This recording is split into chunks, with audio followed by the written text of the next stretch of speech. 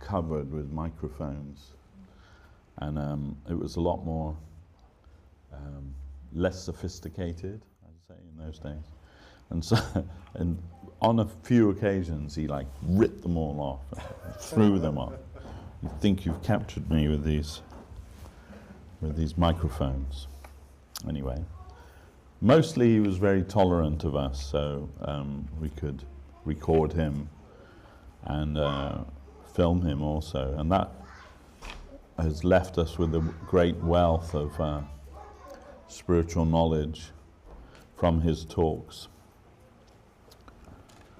That's our Guru Maharaj, Om Vishnupad, Srila Bhakti Rakak Sri Dadev Goswami. And once I heard him say, I was born to preach Krishna consciousness in the English language. So there we are.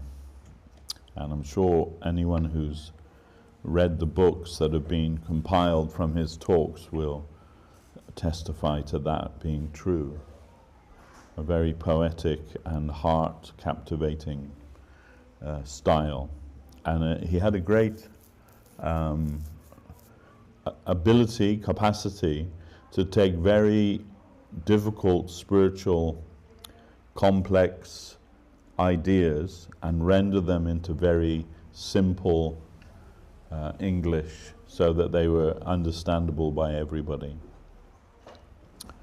Much like Bhaktivinoda Thakur, but it's his own style. So, we've been given a very lofty title for our talk today: Progressive Immortality. So I said, okay, I'll try and speak a bit about that. And what can you say with one talk about that? Our Guru Maharaj composed a whole book called Sri Sri Prapanna Jivanamritam, which is subtitled as Positive and Progressive Immortality. And that book is on the subject of Sharanagati. Sharanagati means surrender to the will of the Lord.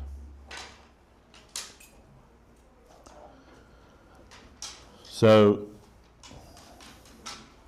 when we talk about the absolute truth, according to the Vedic perspective, then we must encounter this threefold phrase, Sat, Chit, Ananda. And God is said to be the embodiment of this, Sat, Chit, and Ananda. So Sat means eternality or truth, and Chit means consciousness, and Anandam means bliss. Bliss or happiness, fulfillment, like that, whatever. A difficult word to translate in just one, but we can say bliss, happiness, fulfillment. And we as individual souls, we are also told to be Satchit Ananda in our spiritual essence. So we can agree at least with the first two parts of that, Sat, that we are eternal living beings. We feel it within ourselves, that once this life is over, that is not the end. There will be more, and there have been many previous lives. The soul does not die. This truth is given by Lord Krishna in the 2nd chapter of Bhagavad Gita. The soul does not die. Only the body dies. And Krishna gives this analogy or explanation. It's just like when you wear a particular dress, a particular set of clothes, once they're worn out and useless, then you discard those and take a new dress. So similarly, when this body is worn out and no longer useful to us, then we shed that body and we move to another body. This is called transmigration of the soul, or reincarnation, a very basic principle of spiritual understanding. And it is logical, especially if we consider that the world is a cosmos, not chaos. So that means that it's not all finished after this body, so that you've only got one chance to get it right. But rather, you'll come again and again and again. And each time, hopefully, we learn a little more and we progress a little more in our sojourn in this material world. So, Sat, or eternality, we understand that. Instinctively, we understand, we feel, yes, I am eternal. In fact, if you read Mahabharata, Mahabharata is a great scripture of an ancient India, of which Bhagavad Gita, the conversation between Lord Krishna and Arjuna, is part of that, found in the Bhishma Parva of the Mahabharata. So more or less you can say that the Mahabharata, it records the life journeys of two families, the Kauravas and the Pandavas, who were actually the same family, in as much as their fathers were brothers.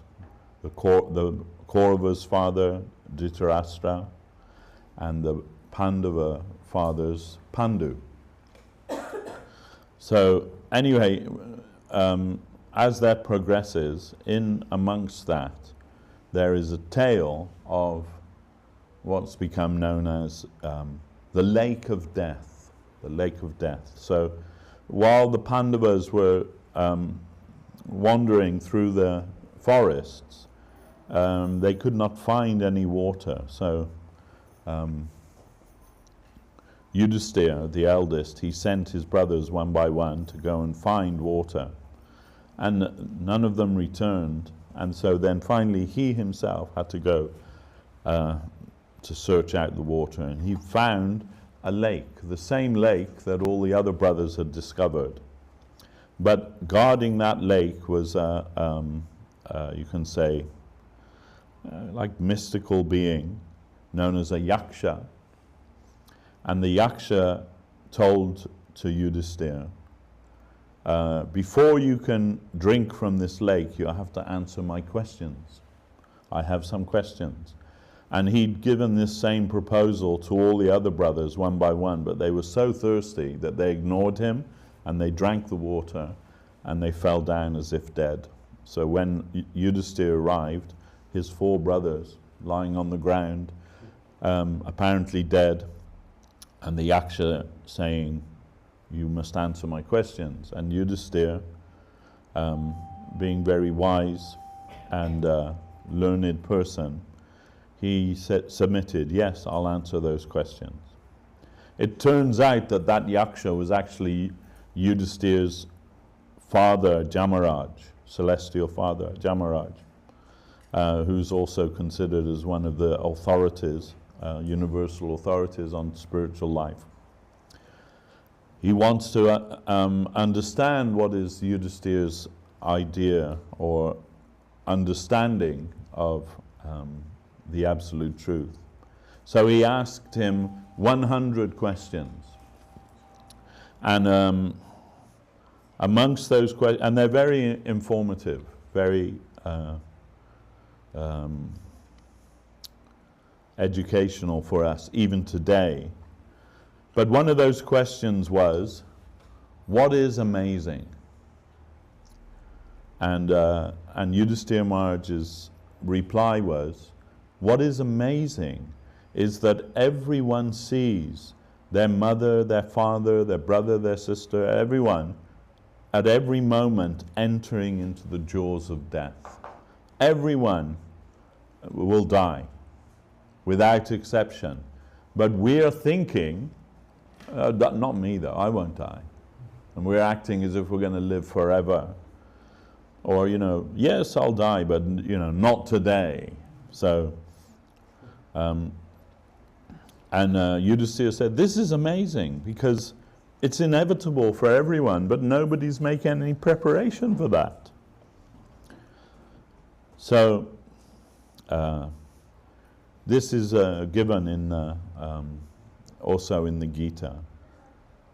Krishna says, a little progress on this path can save one from the greatest fear. And the Sanskrit expression he uses is Mahabhayam. Mahabhayam means the greatest fear. And our Guru Maharaj said that means the fear of death. Everyone is afraid of death and trying to avoid that. Even as we're speaking now, there are whole educational, scientific departments trying to research how we can not die, how we can live forever in this body.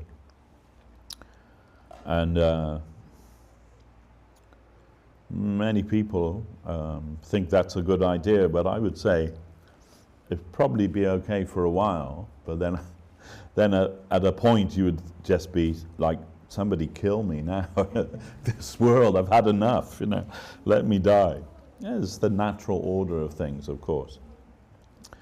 But our Guru Maharaj says this idea that I will die is Pashu Buddhi. Pashu Buddhi means animal intelligence. An animal is always afraid of death.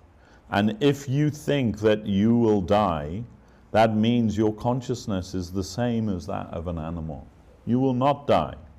Only your body will die.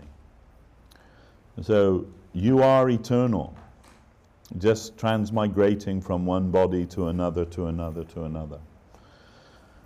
So this is Sat. We can say, yes, I agree, I am Sat, I am eternal. And Chit, Chit means consciousness. So, as you know, Descartes, the French philosopher, said, I think, therefore I am. Because I'm aware of myself, therefore I exist. So this is Chit, consciousness. We exist. We are conscious of our existence. Without consciousness, we would be like a rock or a stone. Not a rock and a stone exists, but they're not even aware of that they exist. But we have some awareness of our existence, and therefore we are motivated to move in the world. And what is that motivation? That motivation is for happiness, for fulfillment. And this is common to everyone in all of creation. Everyone is striving for happiness and fulfillment and satisfaction and so on. So this is Anandam. This is we are searching for Anandam. But here we have to take a little exception to that idea, because we are not finding Anandam. So our Guru Maharaj said that just to exist isn't enough. You must have a reason why you should exist. And that reason for our existence is to find happiness, satisfaction, love, all of these things, which together we can call Anandam. Anandam. Our Guru Maharaj said, Anandam is the food of the soul. The soul has its own food, and that food is Anandam. So we are searching after that. Every one of us is searching after that. But we're all looking outward. We're looking into the world, thinking that something out there will give us that happiness, that fulfillment, and all of these things. But actually, this is a misconceived idea.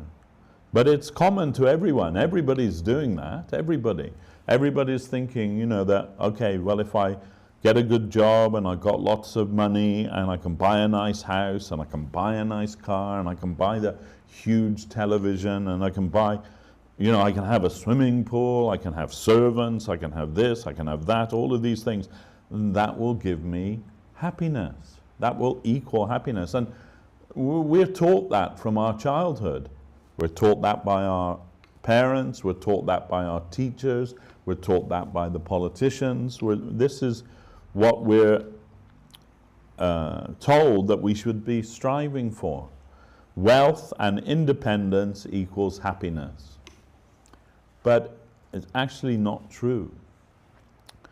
I was just reading recently, you know, I'm sure you all know this American actor, comedian, Jim Carrey.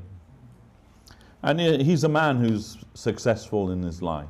He's got everything that he wants in life, fame, wealth, you know, everything that. But he said recently, he said, I just wish that everyone could get the things that they desire, just so they could understand that this isn't it. That is not what will give you fulfillment in life. So we see that. I remember when, you know, Tony Blair was the Prime Minister of this country, he appointed somebody from the House of Lords as the happiness czar. And his remit was, find out what it is that makes people happy. And he did that, or he tried to do that. And his conclusion was that it's not money that makes people happy. If you live in poverty and you know you haven't even got a crust of bread to eat and nowhere to sleep at night, or have no home or anything like that, yes, of course, if you give that person some money, that will benefit their life. Their life will, some happiness will come there. But actually, when it comes to a certain point, just having more money doesn't make you more happy. Although some people are convinced that that's the case, but actually it's not true.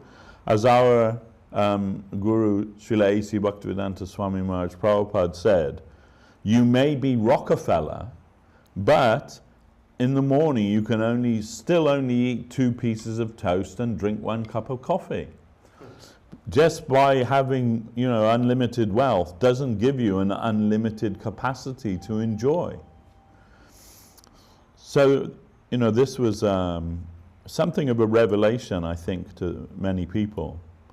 And they found that, you know, the people who are happiest in the world, they're usually live a very simple life. And this is another question that the Yaksha asked to Yudhisthira. This question, who is happy? Who is happy? And Yudhisthira's reply was, who lives in their own home and has no debt to anyone, he is happy in this world. So, do we know anybody like that? Or is it that once we become an adult, we're told, yes, you can have all these things now. You don't even have to pay for them now. Here's a flexible friend called Mr. Visa or Mr. MasterCard. You can buy all the things that you want now and just pay them off gradually, and you'll be fulfilled. So immediately we've become slaves to that debt.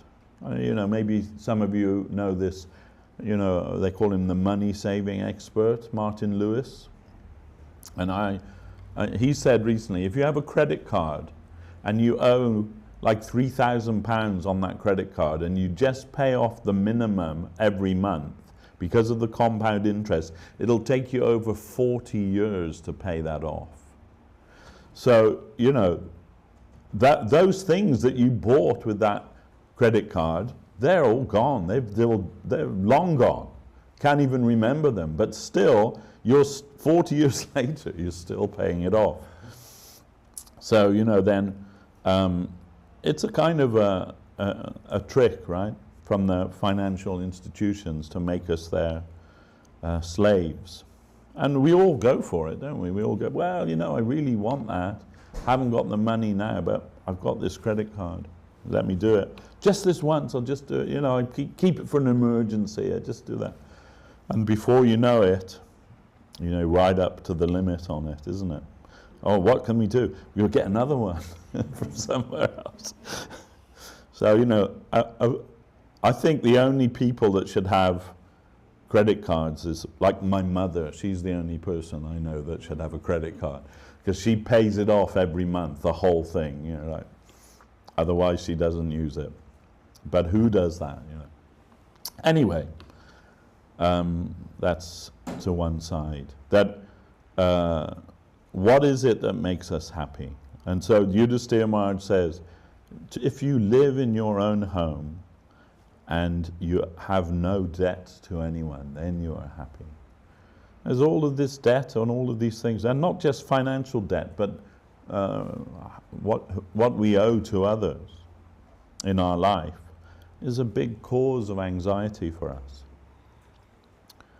Anyway, so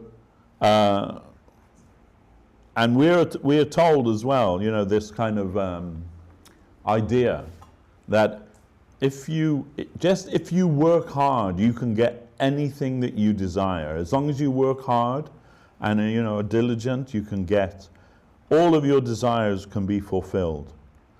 But actually, that's also not true, because don't we all know at least one person that's worked really hard their whole life and still have got nothing to show for it at the end of that?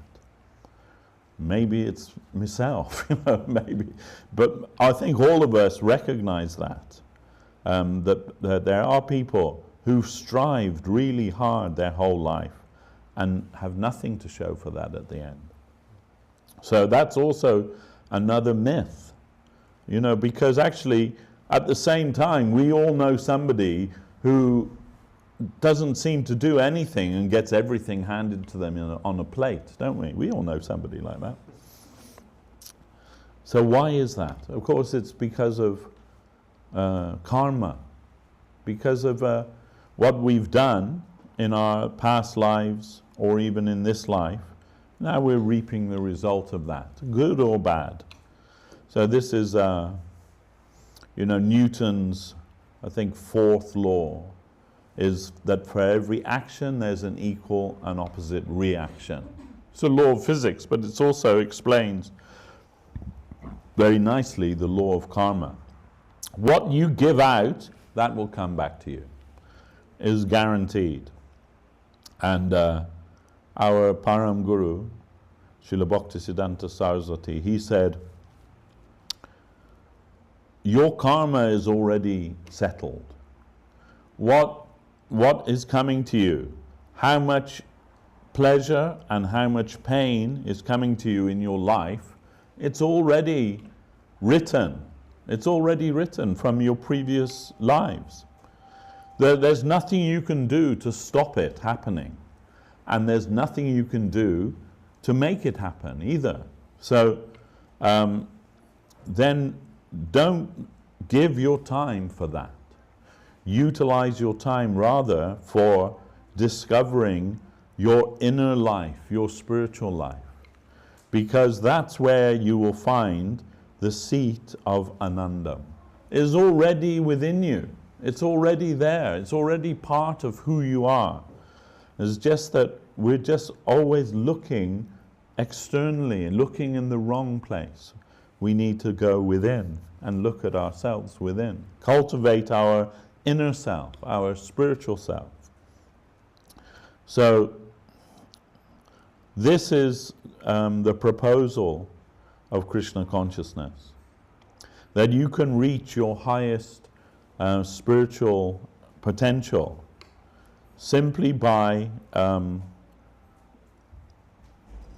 giving yourself to the will of the Lord. Again, this is the difference between cosmos and chaos. Cosmos means that we live in an ordered universe. And And chaos means that there's no order. Everything is just completely random. So, in a sense, both of those are true, depending on what you cultivate in your life. But if we want to live in the cosmos, then we have to learn to be able to join the universal dance that is in harmony with nature and in harmony with the spiritual truth. That's necessary for us. And we will find that if we study the teachings of Lord Krishna in the Bhagavad Gita. Bhagavad Gita, for those of you that aren't familiar, that means, Bhagavat means God and Gita means song. So the Bhagavad Gita means the song of God. And it is the song that Krishna sings to his dear friend Arjuna on the battlefield of Kurukshetra. This is a great battle that took place many thousands of years ago in India. And it is significant that this conversation takes place in the midst of this battle. Arjuna is one of the Pandava brothers, and they are forced into a war with their cousins, the Kauravas. The Kauravas, they're Yudhisthira, the eldest of the Pandavas. He's the rightful heir to the throne. But because his father died unexpectedly, then his uncle became the king, Dhritarashtra, and then his sons, they claim that they're the heirs to the throne. And so this competition ending in a very terrible fratricidal war happens. Right on the verge of that beginning of that war, Arjuna, he asks Lord Krishna, who's agreed to be the driver of his chariot, take me between the two armies. I want to see who's here that wants to fight. And so Krishna does that, and then Arjuna sees, on the opposing side, his grandfather, his teachers, the venerable grandsires of the family, they're all on the other side because their duty commands them to do that. And this is, at this point, this is too much for Arjuna. He's a warrior, but he has a soft heart. And he says to Krishna, like, what are we doing here? Why are we going to fight this terrible war? And even if we win the kingdom, for those whom we would wish to share this kingdom with, they'll all be dead. So how would we benefit from that? Wouldn't it be better? I think it would be better if I just lay down my arms and let them kill me. Or if I go to the forest and just subsist on begging for the rest of my life, would be better than this. And then, losing all his composure, he drops his weapons and he says to Krishna, oh, Keshava, I won't fight. I will not fight. And this sets the scene for the Bhagavad Gita. Krishna's immortal talk with Arjuna. How has this weakness overcome you? He said. You're speaking like learned words, but you are grieving for that which is not worthy of grief. And then Krishna explains the science of the soul and the nature of our being, and progressing from duty through to all different kinds of yoga philosophy. And then finally, in the last chapter, the 18th chapter, Krishna tells Arjuna, like, everything I've taught you now, up until now, you can forget all of that. You can just surrender to me, and everything will be perfect. It's, our Guru Maharaj said, the clarion call of Lord Krishna. Sarva dharmam parityaja mamekam sharanam braja aham tam sarva papebhyo mokshayishami mashucha. So sarva dharmam, that means, dharma means your duty, your religion, your practices, all of these things. Sarva means all of them, sarva dharma, but you will forget them. Just surrender to my will. Mam ekam sharana. And if you do that, you will come to me. Mam ekam sharanam. By surrender, you will come to me. Braja. In Braja. Braja means Vrindavan, the spiritual abode of Lord Krishna.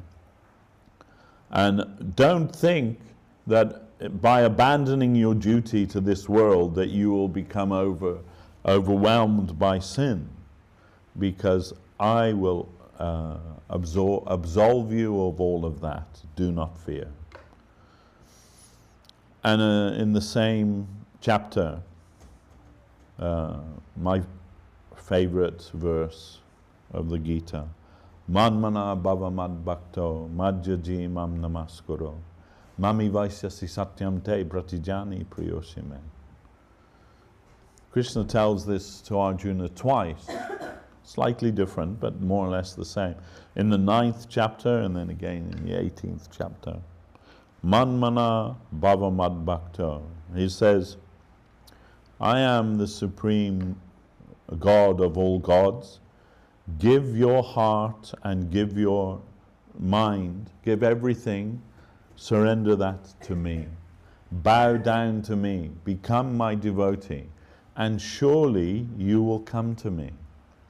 And then he says, and Arjuna, if you can't believe me, who will you believe? In this world, who will you believe if you don't believe me? And I assure you that you will come to me.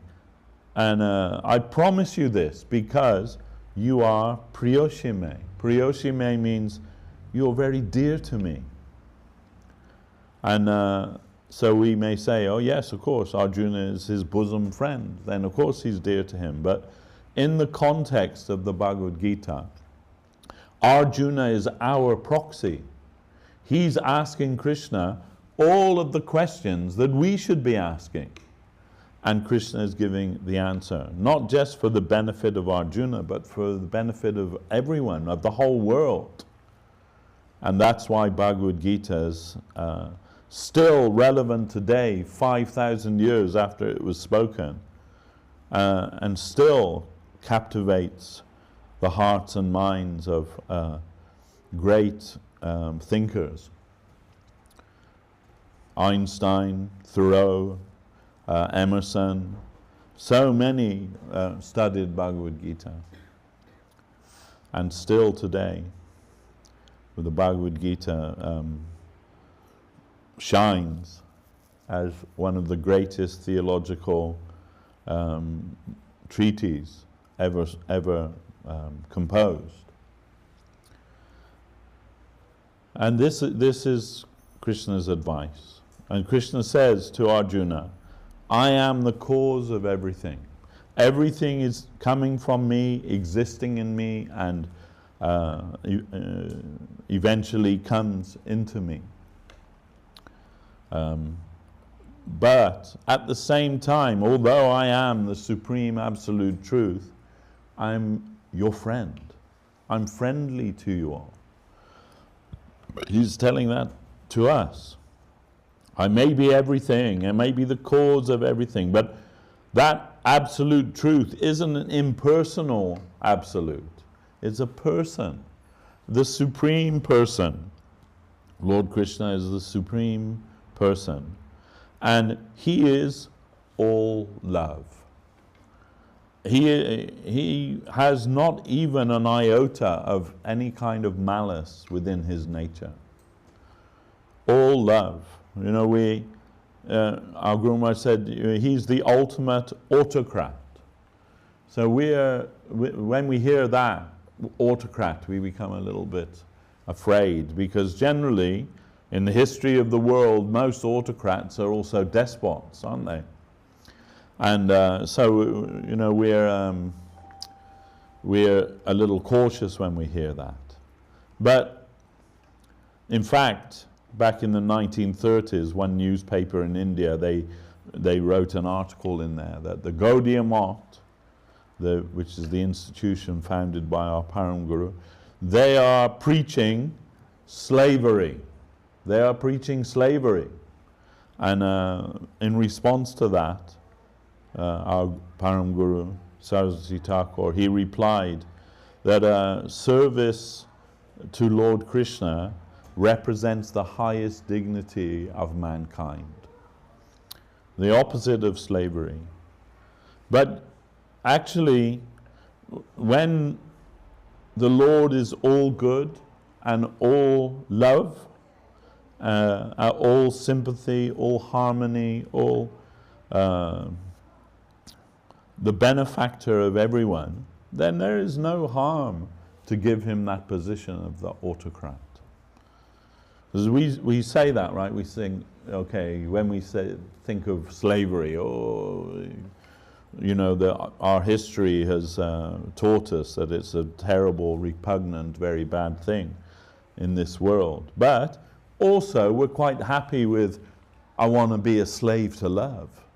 This is you know, in the pop charts, right? Slave to love, yeah, I'm up for that, right? And what's that song by Bill Withers? Everyone's saying that she's just using me, but if this is how good it feels, then use me up. Something like that, isn't it? I forget exactly the words, but use me up. So we're all we're up for that, yeah. If it's love, we're okay with that. We can be the slave to love. And really that's the truth. And the very embodiment of all love is Lord Krishna. Lord Krishna is not, we're not talking about, you know, the jealous old God of the Old Testament or something like that. We're talking about Lord Krishna, reality the beautiful. So, you know, sometimes people say, oh, you know, like, wake up to the reality of life, you know, the harsh reality of life. But our proposal is, no, reality isn't harsh, reality is beautiful. And we want to become acquainted with that reality. That will be beneficial for all of us to understand what is that supreme destination of all living beings, the actual raison d'etre for us, why we exist, designed and destined for that. We exist for that. Only we have to uncover that within us.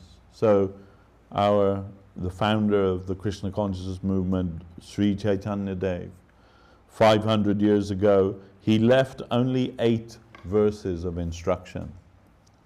And from that, so many hundreds of books have been written explaining that by the different Goswamis and Gurus and Acharyas of the past.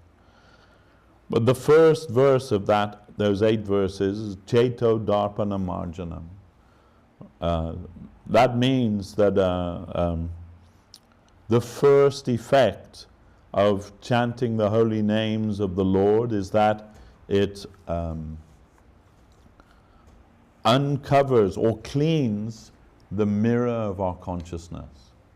So that our consciousness has been compared to a mirror. And at the moment, that mirror is covered with thick layers of dust. So much so that if you look into the mirror, you can't see yourself. You can only see the dust. So by following the process of Bhakti Yoga, which begins and ends with the chanting of the Hare Krishna Maha Mantra, that dust, which has been there for lifetime after lifetime after lifetime, covering our consciousness with, all kinds of misconception, all kinds of prejudice, all kinds of misinformed thinking, that becomes clean, that becomes cleared, and you are able to perceive your own self. Just like when you look in the mirror after cleaning it, you can see yourself in there. So the soul can perceive itself, the soul can know itself, the soul can understand itself. But first it has to undergo some process of cleansing, purification. And this begins with the chanting of the holy names of the Lord. Any name of the Lord is good, but specifically our founder, Sri Chaitanya Dev, he recommended the chanting of this Maha Mantra. Maha means great, so the great mantra. Hare Krishna, Krishna Krishna, Hare Hare. Hare Rama, Rama Rama, Hare Hare. This is a very simple 18-syllable mantra, but it cleanses the consciousness and opens our heart to the revelation of our own spiritual potential and identity. This is the foundation of our belief, our practice, the foundation of this temple, everything. And then you'll see there on our altar that statue is Lord Chaitanya Mahaprabhu, the founder and the bringer of Nama Sankirtan, or the congregational chanting of the holy names of the Lord. So before we began our talk, you heard our devotees and joined with our devotees in chanting these ancient hymns, prayers and mantras. And they are all helping us to conceive of spiritual reality. They're the condensed realizations of the great saints and sages and gurus of previous times. And simply by vibrating those songs, some mystical transmission is given to those who chant and those who hear. And by taking this process seriously, we can experience that spiritual fulfillment, that ananda which we are all searching for. Directly we can perceive that. It is not like that somebody has to tell us that you're experiencing that. Just like when you eat a meal, nobody has to tell you that you're full. Nobody has to tell you that you're getting some nourishment from that food. All of these things happen automatically. So similarly, when we follow the process of bhakti means devotion, then all of these things, they manifest within us without any necessity for any external verification. So, of course, we've been attempting to practice this Krishna consciousness for nearly 50 years now, and still we don't find anything better in our life. So we may not be fully self-realized or anything, but we feel that it is something very wonderful, and we ask everyone to try to take this in a serious way. It's like one of our sannyasis, preachers, he was at an interfaith conference one time, and another Indian philosopher, if you like, or practitioner of Indian religion, he said, when you feel that spiritual satisfaction within you, then you become silent. And then our sannyasi, when it was his time to speak, he said, I don't wish to like disagree with my learned colleague over there, but my experience is when you eat something wonderful, if there's anybody that you care about, you want them to know about that too. Did you try that? It's fantastic. You've got to try it, you know. This is amazing. So, you know, maybe they're talking about a cake or something. Yeah, you've got to try it. So if Krishna consciousness is a cake, the proof of the pudding is in the eating. You yourself have to experience that. When someone asked our Gurudev, have you seen God? Then his reply was, and if I say I have, how will that help you? Or if I say I haven't, how will that help you? You have to see God. Just me saying that doesn't mean anything. I could be lying. I could be making it up. You know, it's not, that's no proof. The proof is that you yourself have to see Him. You yourself have to realize God and realize your nature as the eternal servitor of God. So we have to give some serious attention to that.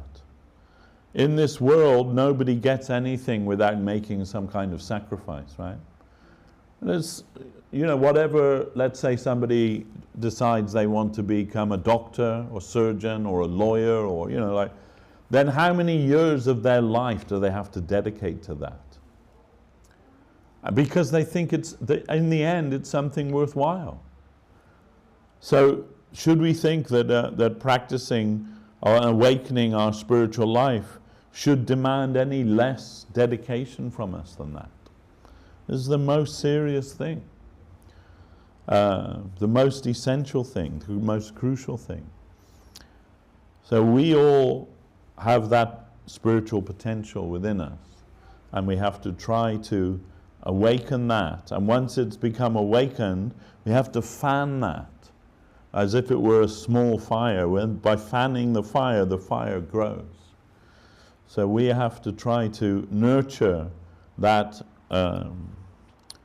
inner life that's within us. Now it may just be a little spark, or maybe even not even that, maybe just an idea. But if we can arouse that, and then we can fan that by continual cultivation, you will find that it is in itself proof. When my oldest daughter, when she was at university, she became involved, let's say. Her boyfriend was studying physics there, and he was also the head of the college or university atheist society. So, you know, I wasn't too happy about that, but anyway, everyone has to follow their own path, right? So, but he was very keen to go and see that, you know, what's it called, the Hadron Collider in Switzerland, where they made this, you know, they want to make this, what's it called, the Higgs boson particle, which they call the God particle, right? Recreate the situation where the Big Bang happened, right? That created everything, or, you know, evolved into everything in the world as we know it, in the universe. So, and it took them like 20 years just to set up the experiment. And even then, those scientists that were doing that, they really, you know, this could actually tear apart the whole fabric of reality as we know it, and like just destroy the whole universe. But even it's worth a go, isn't it? You know, even if that's the possibility, it still is worth a go. So anyway, they did that, and you know, they have this like bombarding this what is it, 5-mile tunnel with 28 miles around. Okay, there you are, like with atoms. Yeah, so, you know, and so he's keen, he wants to go and see this, and so he took my daughter there to go and see that you know, the experiment's over, you know, all that. And so when he came back, I asked him, did you see it? He says, did I see what? And I said, the God particle, the Higgs boson particle, like, did you see it? He said, no, I didn't see it. You know, they made it happened and then it's over, you know. And I said, but what, they didn't like keep it in a test tube or something, or, you know, like at least record it on with a video camera? No, no, no. And I said, well, how do you know it's real then, you know? Like, and he said, well, because they've got all of their years and years and years of research. There's all been committed to, you know, to paper, and you can study that and then make up your own mind. And I said to him, that sounds a lot like religion, doesn't it? And what? And I said, well, you know, doesn't religion propose the same thing, right? That you can read about it in your, whatever the scripture is, your chosen scripture, and then you make up your own mind, right? It's the same thing, isn't it? You have to have some faith in that, in what they say, that they're not just making it up because it's a, you know, a nice way to make a living or whatever it is. Okay. Yeah. And I said, because we've got a similar thing. We've got this treatise. It's called SCSMath Bhagavatam. So like thousands and thousands and thousands of verses there, which propose the existence of God. And not just the existence of God, but the evidence of, like, what does he do? Where does he live? What's his phone number? What's his address? All of that is within SCSMath Bhagavatam. And all you have to do is study it and then make up your own mind. He had to submit, okay, yeah, it's a bit like religion, isn't it? Anyhow, so, and it is something that you have to take seriously for your life, your whole life, and maybe more than just this life, maybe many lives to come. And you will continue. Wherever you leave off in this life, you'll continue in your next life. Krishna assures Arjuna of this in the Gita. So, if it's worth it, if you think that it is something worthwhile, then pursue it. But don't pursue it half-heartedly. Pursue it with the whole of yourself, the whole of your being. Embrace it, run to it, and try to practice it.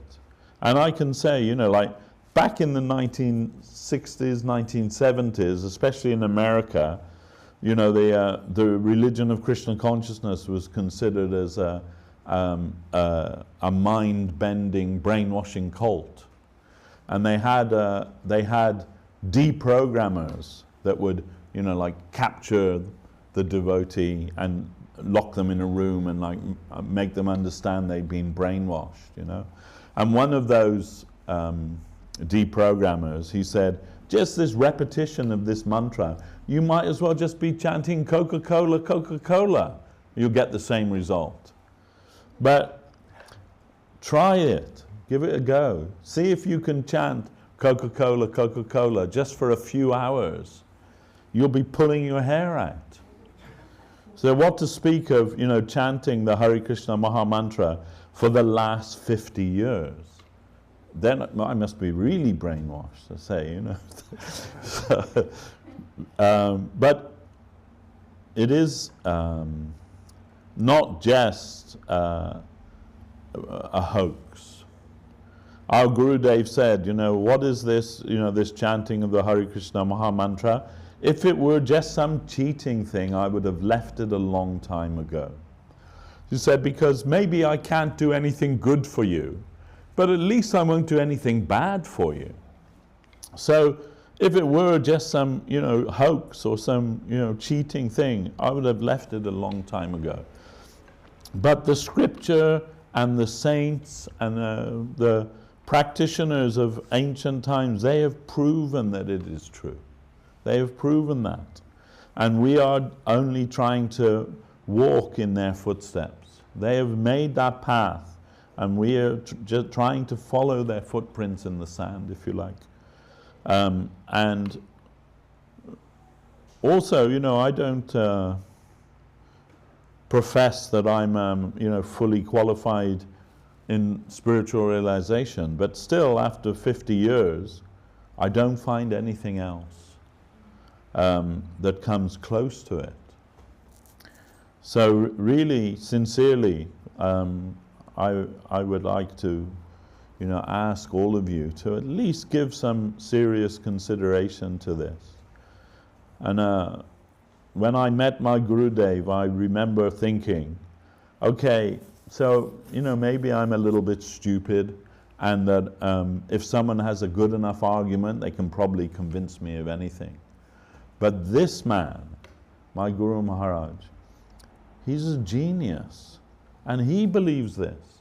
And he was accepted as such, as a genius. All over India, scholars and pundits and philosophers, they all came to debate with him. And all were converted. And he told that, if anyone will sit with me for 3 days, I can convince them of the absolute truth of Krishna consciousness.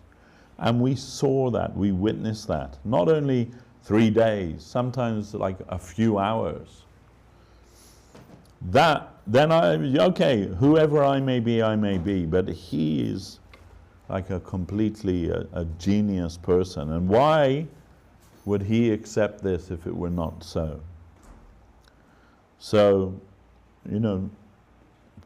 please try and take this seriously. If you really want to awaken your inner self, to find out what is your true spiritual potential, and what is the supreme absolute truth, where amongst this world of relative truths there is a supreme absolute truth, and that is reality, and everyone would be very much benefited by becoming acquainted with that. So this is our proposal, the proposal of Krishna consciousness, the teachings of our gurus, and the deep, profound revelation of divinity given by Lord Krishna. This is what we are trying to share with everybody. Well, personally, I don't really like this phrase, preaching. Preaching makes me think of, the crazy guy in the street asking, have you been bathed in the blood, and all of this. There was one of those, just as before I finish. One of our godbrothers, he was with his little boy. His little boy's like grown up and married and with kids of his own now, but then he was like maybe 5 or 6 years old, and he's walking through the town, and one of those preachers, he asked very pointedly, do you know the Lord thy God? And he said, yeah, he lives in our house.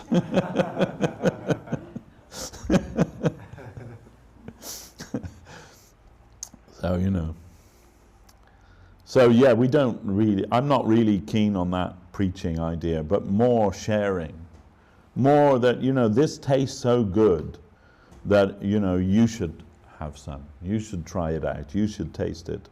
And really that's the only way that you'll understand whether it's real or not, whether it's good or not, whether it's everything that it's, proposed to be, is if you yourself give it a try, earnest try. And that demands something of us, but why not? What else have we got to do in this world? So we'll finish here today, and today we are it is Ekadashi. Ekadashi is occurs twice in the month, and on that day we don't take any grains or pulses or anything like that. So usually, and sometimes many devotees fast on that day, but anyway, I believe that our cooks have prepared something that fits in those guidelines but will still be wonderful. Krishna Prasadam, that which is offered to the Lord and distributed with love. We'd like you all to take that, join with us. And now, I think now they're make arti now, huh? Yes. Okay, yes. The door is opening as I speak. Oh, there goes the curtain. And here comes the priest. Reach, yeah, sure, yeah. That's very good. Much better, yeah.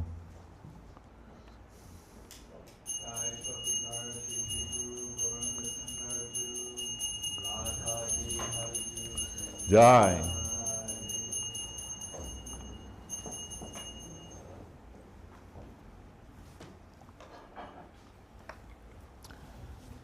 Jai Vishnupad Srila Bhakti Sundar Govinda Dev Goswami Maharaj Ki Jai. Jai Vishnupad Srila Bhakti Rakhak Sridhar Dev Goswami Maharaj Ki Jai. Jai Nitya Leela Bhagavan Srila Bhakti Siddhanta Saraswati Thakur Ki Jai. Rupa Nuga Guru Bhargya Ki Jai. Namacharya Srila Haridas Thakur Ki Jai.